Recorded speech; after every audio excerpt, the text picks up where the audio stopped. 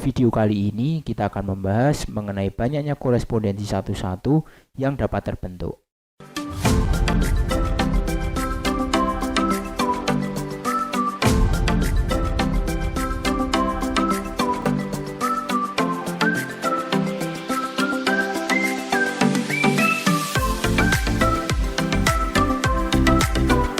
Jangan lupa like, subscribe, dan aktifkan loncengnya.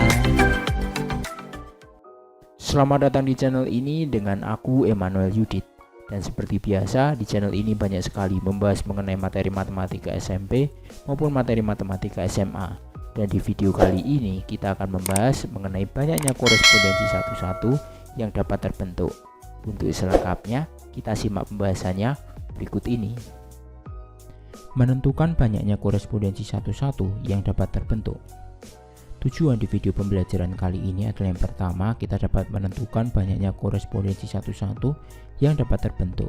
Kemudian yang kedua, kita dapat menyelesaikan soal-soal yang berkaitan dengan menentukan banyaknya korespondensi satu-satu yang dapat terbentuk. Nah, sebelumnya kita sudah belajar ya mengenai konsep korespondensi satu-satu. Jadi pada dasarnya korespondensi satu-satu itu adalah sebuah fungsi khusus, yang mana kata kuncinya ini ya, jadi himpunan asal itu harus memiliki tepat satu pasangan, kemudian himpunan tujuan itu juga memiliki tepat satu pasangan. Jadi syarat untuk dapat berkorespondensi satu-satu itu antara banyaknya domain dengan banyaknya kodomain itu harus sama. Jadi input dan outputnya itu harus memiliki anggota yang sama. Kita masuk ke materi untuk menentukan banyaknya korespondensi satu-satu. Untuk kasus pertama seperti ini, jika domainnya itu ada satu anggota, kodomainnya juga pasti harus ada satu anggota ya, karena kita bicaranya mengenai korespondensi satu-satu.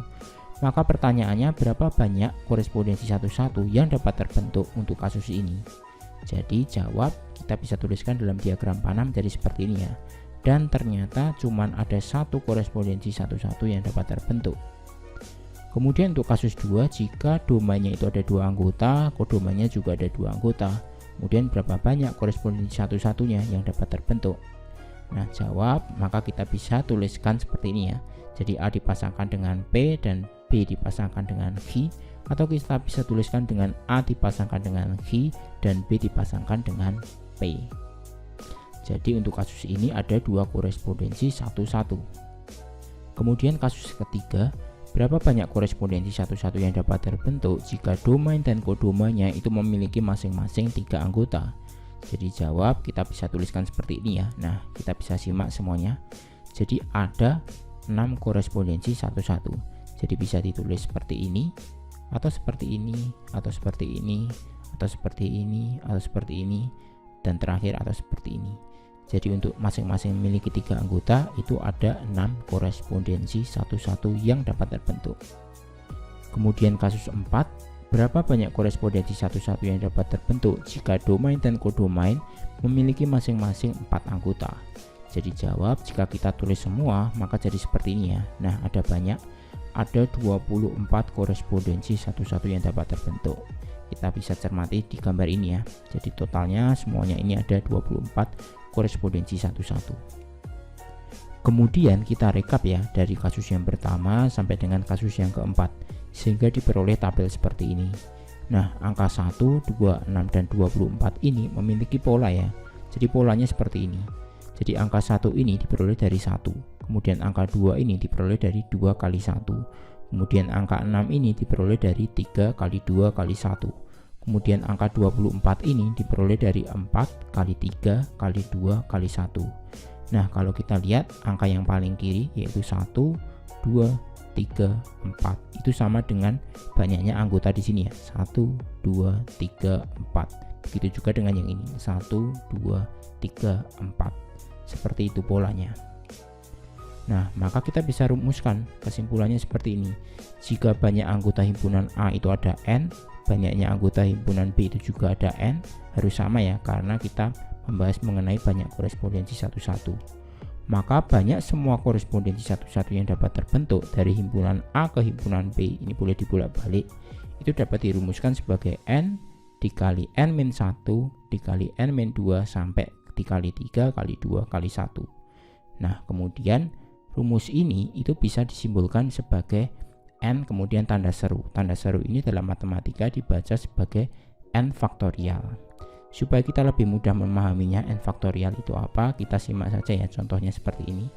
Jadi misal 4 faktorial, jadi 4 tanda seru, itu artinya adalah 4 kali 3 kali 2 kali 1, sehingga diperoleh 24. Contoh lain seperti ini, 5 faktorial, 5 kali 4 kali 3 kali 2 kali 1, diperoleh 120. Kemudian contoh lain 6 faktorial, berarti itu artinya 6 kali 5 kali 4 kali 3 kali 2 kali 1, sehingga diperoleh 720. Kemudian kita masuk ke contoh soal. Jadi diketahui himpunan K itu isinya A, B, C, D, E, himpunan L isinya 1, 2, 3, 4, 5. Jadi ini ada 5 anggota ya, ini ada 5, ini ada 5 juga.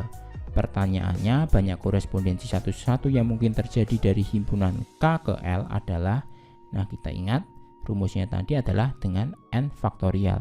Karena ini ada 5 anggota, maka tinggal 5 faktorial. Maka sama dengan 5 kali 4 kali 3 kali 2 kali 1, diperoleh hasilnya adalah 120. Jadi jawabannya ada 120 korespondensi satu-satu. Oke, terima kasih.